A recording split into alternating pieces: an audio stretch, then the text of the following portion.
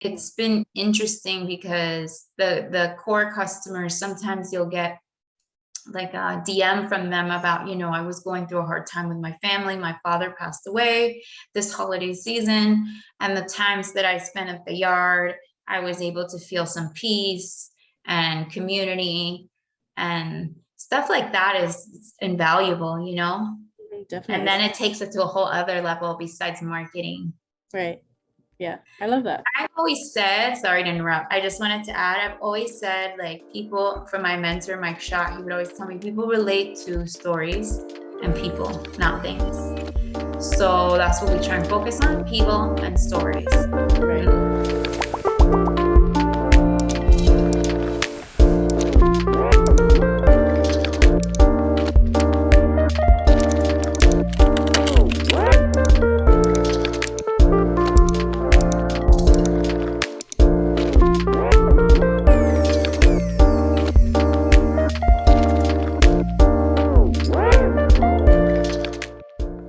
So I'm here with Trina Sargalski, who is the Director of Marketing and Communications with Yard Hospitality, which owns the Doral Yard here in Miami, Florida. The Doral Yard is a 20,000 square foot community gathering venue with homegrown food and drinks, live music, arts and culture, and round-the-clock events. The Doral Yard serves as an incubator where entrepreneurs of all ages have the opportunity to test their new business ideas, products, and services in a safe space in Miami with the Doral Yard's loyal and supportive clientele. Thanks so much for joining me, Trina, and having this conversation with me on customer relationship building in a post-pandemic world. I was actually just telling Trina, it's funny that I call this post-pandemic world because I have a COVID test in hand right now that's positive. But regardless, it does feel like a post-pandemic world. I mean, it's a different kind of normal. So to start, for those watching this, Trina, can you tell us a little bit more about who you are and what your role is at the Doral Yard? Yeah, I'm Trina Sargalski. I'm the Director of Marketing and Communications for Yard Hospitality, which encompasses currently the Doral Yard. And in that role, I also help oversee PR and marketing for our flagship restaurant, Barbacoa by Finca, by Chef Eileen Andrade, as well as a few of our other businesses. And I have been with the Yard family since it opened in 2015. Awesome. So I actually worked with Trina a couple of years ago as the marketing and communications intern, back when the Doral Yard was the Wynwood Yard, which was 5 years ago. I can't believe it was 4 at this point. But yeah, you were an integral part of our team managing. We've always managed a lot at Yard Hospitality. So in my role, communications is very broadly defined, and we do a lot of different kinds of marketing initiatives, from grassroots word of mouth to digital marketing. And I originally started just on the PR and communication side and grew my role to encompass overall marketing and strategy. And now I have a team. Because when I first started, I didn't even have a team. And then I brought you on and some people to help me. And now I have a team of people to help with the PR, the digital marketing, and other aspects, because it's a lot. That's exciting. How big is the team now? So I have someone who helps me manage the content, creating our reels, taking our photos for our different social media accounts, and also with community management, greeting media and influencers. And then someone else helps focus on the e-blast, content marketing, as well as content marketing strategy. And then an intern who helps like with the more administrative tasks. But then I also work with several vendors. For example, on our digital marketing, I used to do it myself, but I just decided it would be better to delegate that. So for example, I work with them, and then a vendor who helps us with marketing and PR for Barbacoa. We have others, like a graphic designer, so I do manage a lot of people and vendors. Wow, you have a full-fledged agency beneath you. Yeah, which is great because I feel like marketing is the growth engine of a company. And so I think it's important to devote time and resources to it. And even still, sometimes marketing is this beast where sometimes you feel like you could still use more people and time and resources. So you have to just be very strategic about what you're focusing on, because it's really easy sometimes to focus on everything. But I am really glad that in this company, attention is given to the importance of marketing, and it's not kind of like a just offhand thing. Yeah. And that's especially cool considering that the Wynwood Yard started from the ground up, small business. You've slowly built your team over the years, and it's cool to see how Yard Hospitality has been able to prioritize marketing for the whole organization. We'll get a little more into that later.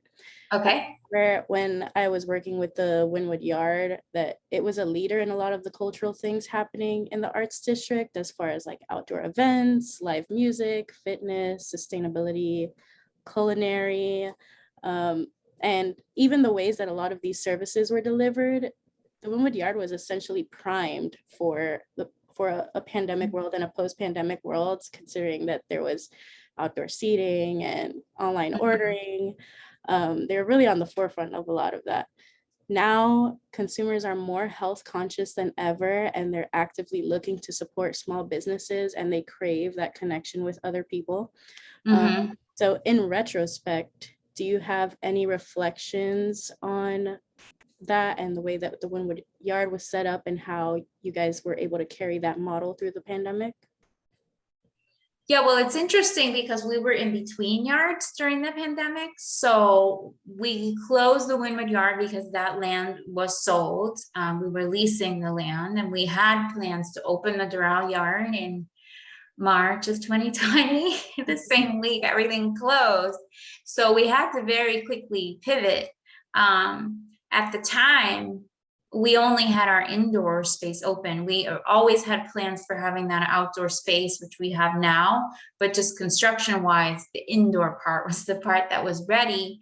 So we had to very quickly pivot. We ended up working with the landlord to create a sort of yard-esque vibe on the whole main street of downtown Doral. So we work with them to help curate murals, put outdoor seating containers, kind of like we had at our full service restaurant Charcoal at the Wynwood Yard, so that people could eat outdoors, but it was more of like an ambiance than just sticking a bunch of tables outside.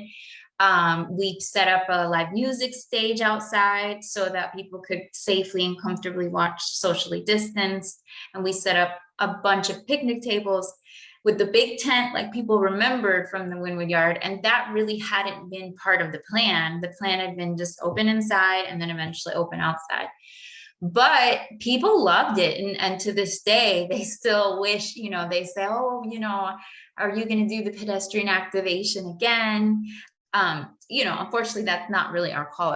It's a city thing because it's a public road. And we ended up moving a lot of that activity to the backyard area, which is now open with the big tent and the outdoor seating. So I feel in that respect of just being scrappy and sort of iterative always, that helped us cope with the pandemic and think of solutions and move quickly to generating things that people really enjoyed and connected with.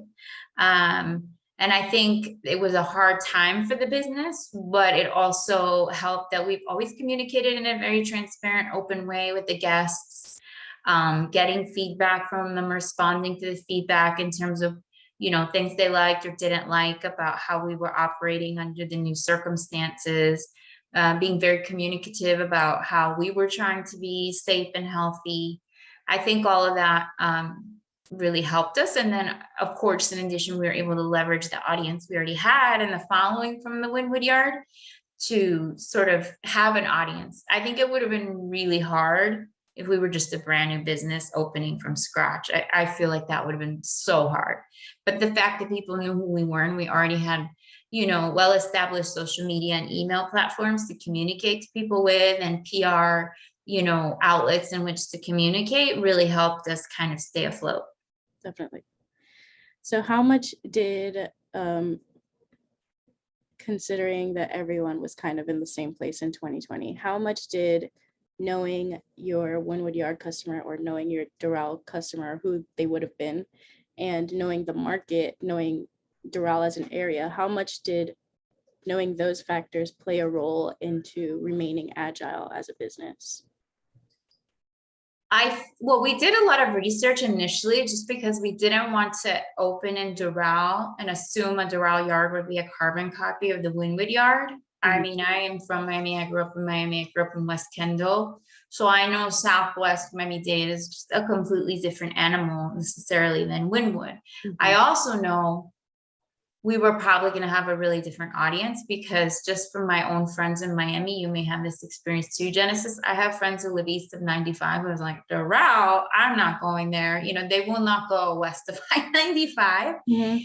But I knew we had a whole potential demographic of people like me living in West Kendall, even Pembroke Pines, Miramar, who will travel up and down the turnpike because we're used to having to drive everywhere anyway, and would embrace the fact of like, oh, wow, you know, as an alternative to going to Wynwood or the beach or the Grove, I have, you know, now I can go to the Doral Yard. That's so cool.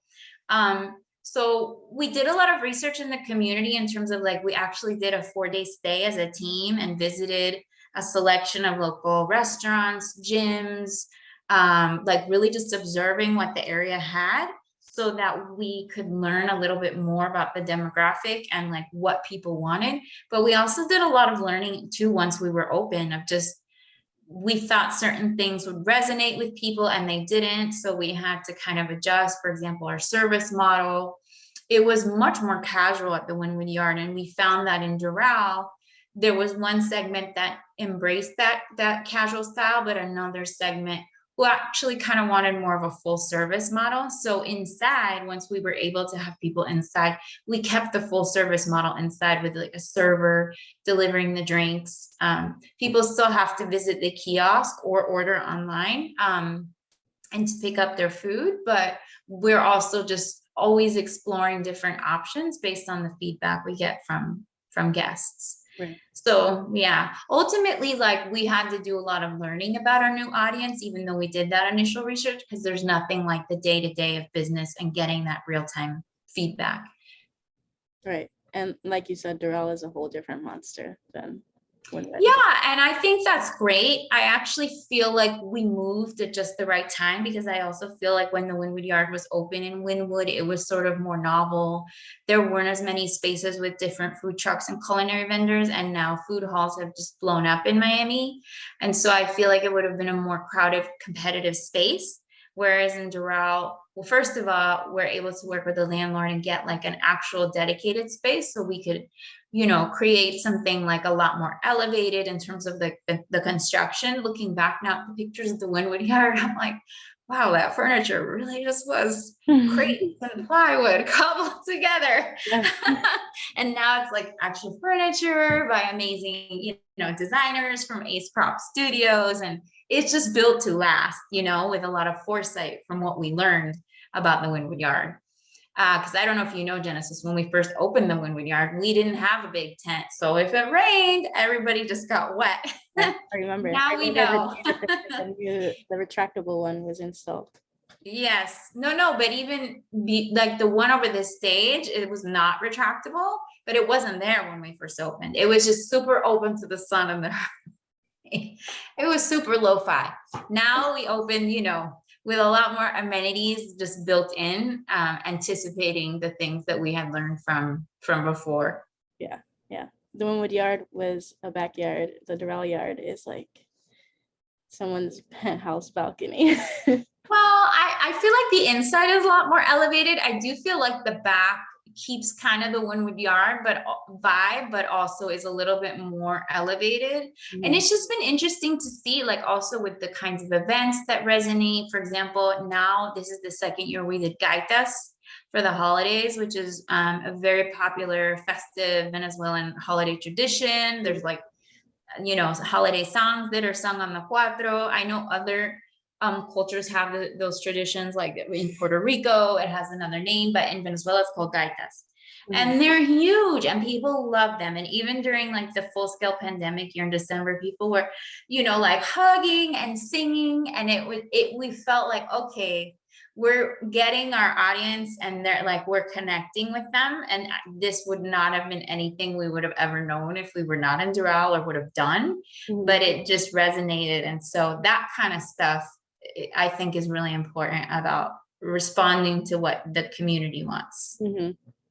So I know that there's not really much pre-pandemic Doral Yard experience, but how did you see how people crave that connection with one another in the way that you're describing now? How have you seen that change with the pandemic, or how does that compare to maybe what it was like at the Wynwood Yard before the pandemic? I mean, I think people still crave community. I mean, I think they crave it more now. Something that we had to do that was interesting is because we were closed for so long. We didn't actually open until October.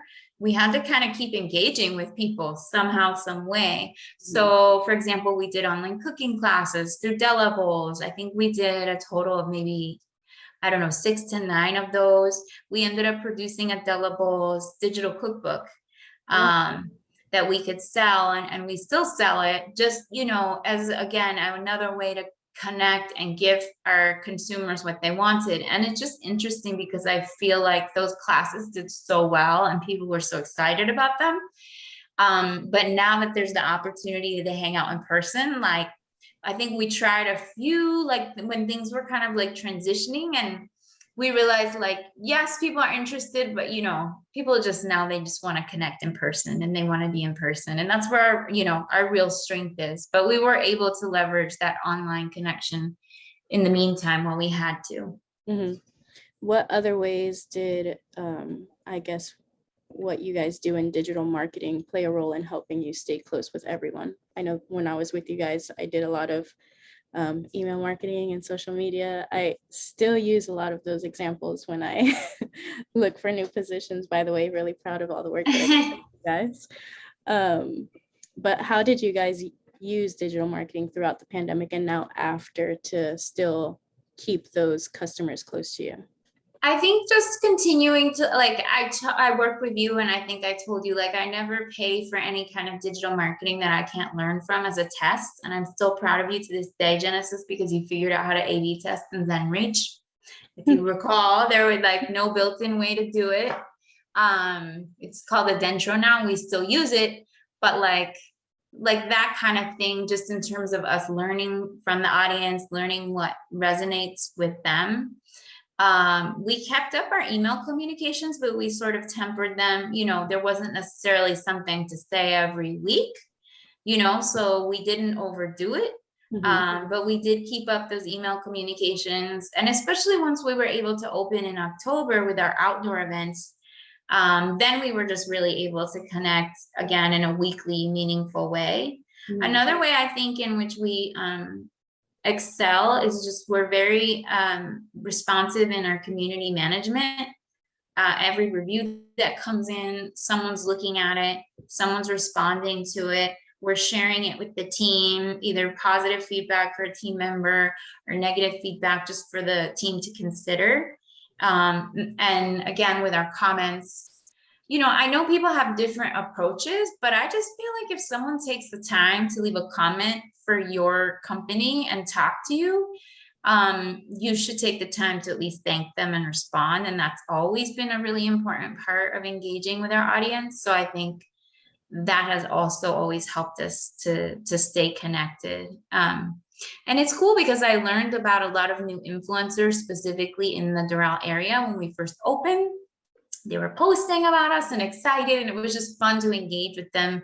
And I made sure to ask everyone when we first opened, you know, what did you think? Thank you for visiting for the first time. What were your thoughts? Because that's like super valuable information. And these are people who like are talking to you and posting about you. So I feel like why not take advantage and connect with them and like continue the conversation instead of just putting like a little heart, you know?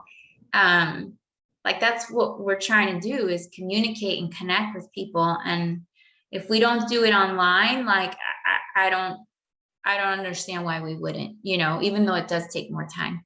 Right.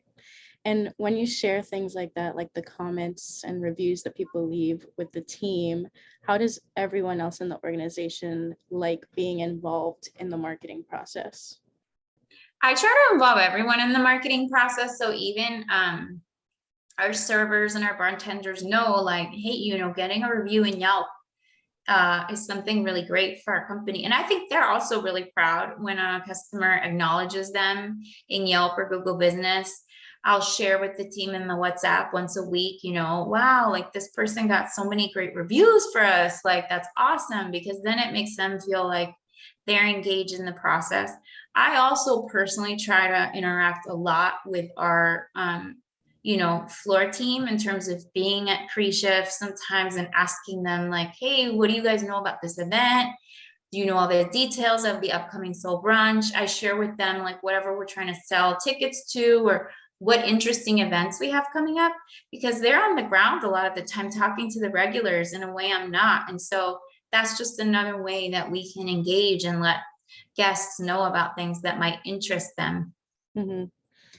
Do you think that, back to what we were talking about earlier about the entire organization placing marketing in the center of its growth and being able to improve and make positive changes, do you think that the customers can sense all the hard work that you guys do on the marketing end? And do you feel like it adds any value to their overall customer experience, maybe in a way that they don't even know?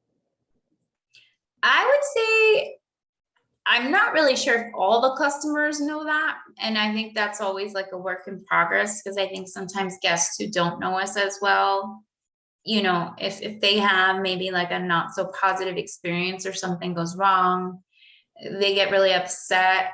And I think where we make the difference is then in how we respond. Mm-hmm. And ultimately that is PR and marketing, but to them, it's also just like, oh, wow, this business cared enough to respond to me and try to make the experience correct. And it's interesting because those will often turn into some of the most loyal customers, or it'll take down their like upset email a notch, and they'll be like, oh, wow, I'm so grateful that you were so quick to respond. So I think in the sense, not so much marketing, but I just think listening and being welcoming. I think the core of the yard is being welcoming. So like in our marketing, we have that welcoming approach of talking to people, engaging with them, the same with the floor team. And I guess at its core, that is helping us grow, and that is marketing and PR in a sense, right? But I would say the word we use that guides everything is just welcoming and making people feel welcome in our space, and all kinds of people. And it's a work in progress, I think, in terms of reflecting always greater diversity, welcoming everyone in the imagery and videos we use. I think that's just still a work in progress for us. But I do think at the core of our organization is that welcoming spirit. And we also have it on the team. And I think that helps our core team members feel invested in helping us grow. And so in that sense, I guess you could say the marketing is embedded in a lot of the company. And I do think a lot of the core customers see that authenticity. Mm-hmm. It's been interesting because the core customers, sometimes you'll get like a DM from them about, I was going through a hard time with my family. My father passed away this holiday season. And the times that I spent at the yard, I was able to feel some peace and community, and stuff like that is invaluable, Definitely. And then it takes it to a whole other level besides marketing. Right. Yeah, I love that. I've always said, sorry to interrupt, I just wanted to add, I've always said, like, people, from my mentor, Mike Schott, he would always tell me people relate to stories and people, not things. So that's what we try and focus on, people and stories. Right. And humans are hardwired for storytelling. We're attracted to, it's in our DNA. That's how we connect with one another. So it definitely makes sense. But that's awesome. So I know a lot of this conversation has been focused around internal organizational structure and marketing and things of that sort. But I think that this is all really valuable for businesses from a customer relationship building standpoint. If I can summarize everything that we talked about, I would say that Yard Hospitality and Doral Yard comes from a place of proactivity rather than reactivity. And I think that overall helps contribute to the customer experience and helps people feel good about coming back and wanting to support you guys.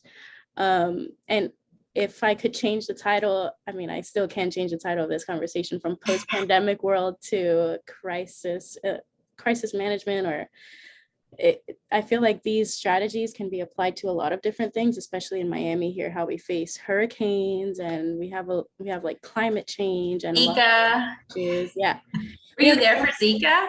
That was a Yeah. nice crisis management moment for the Windward Yard. Yeah.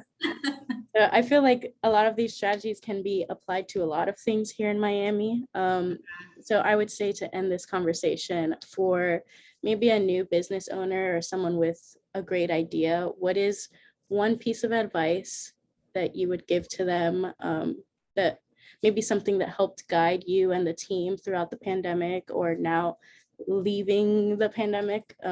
What is some advice that you have for someone with a great idea that they might be embarking on soon?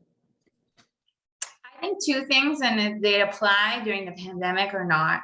One, you just have to repeat messages that you really want your guests to understand, because people are moving so fast with so much information. They're not going to always get it the first time. But more importantly, it doesn't matter your personal taste. Obviously, brand is important, but what matters is what your guests want, and that's something I am always trying to remember and remind my team of. Like, yes, our tastes kind of matter, but not really. Right. I mean, keeping within the bounds of like our own ethics and integrity, what really matters at the end of the day is what the community wants. Definitely.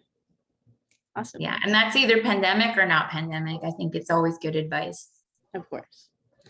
Awesome. Well, that was a great conversation. Thank you again, Trina, for joining me in talking about this. I'm glad that I was able to talk to you and catch up with you again. And yeah.